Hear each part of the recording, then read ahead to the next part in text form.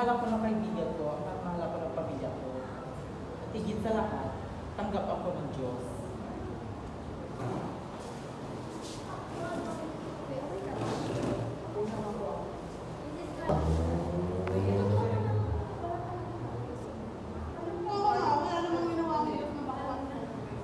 Sabi niyo, ano bang problema niyo?